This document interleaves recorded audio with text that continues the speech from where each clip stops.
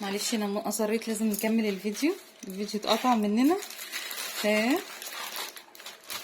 اعتبرونا لايف مع بعضينا ورجعنا تاني. نفتح ليه؟ لان انا جايبه حاجات كده صغنونه بس لذيذه جدا وحلوه جدا جدا وجايباها لنفسي، فانا بالمره نجربها مع بعض. شكلي اعور نفسي ولا ايه؟ افتح يا عم. بيبقوا يعني زي ما انا بعتهم لكم كده، بيبقوا اللي مجرب معايا اوردرات عارف انا بغلف ازاي. تبقى الحاجه فتحها صعب جدا، بس طبعا للسيفتي يعني، او الحاجه ان توصل سليمه. اولا ده نوع روج من ايفن. اللي فتح الفيديو ده على طول، ده تكمل الفيديو اللي فات، الفيديو كان قاطع.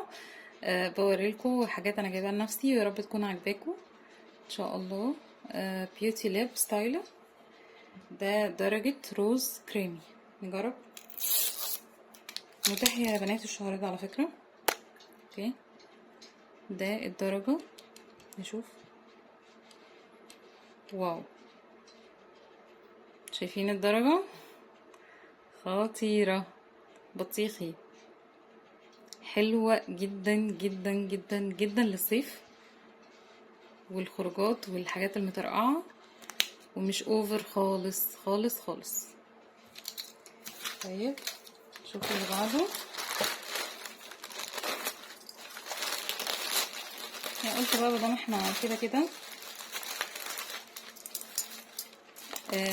هنعمل فيديو، خلاص نفتح مع بعض الايه الفلاورز.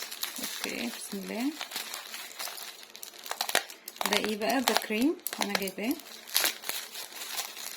سمعت عنه كتير فحابه اجربه لكم ونقول الريفيو مع بعض بعد شهر ولا حاجه.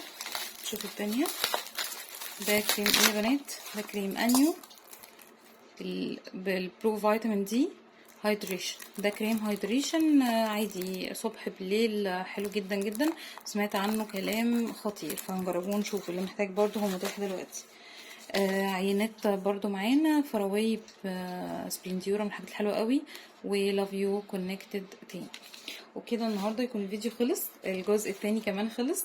اتمنى ان شاء الله يكون الفيديو عجبكم، والفيديو اللي فات كمان الجزء الاول. واشوفكم على خير يا حلوين في فيديوهات جايه كتير ان شاء الله. باي باي.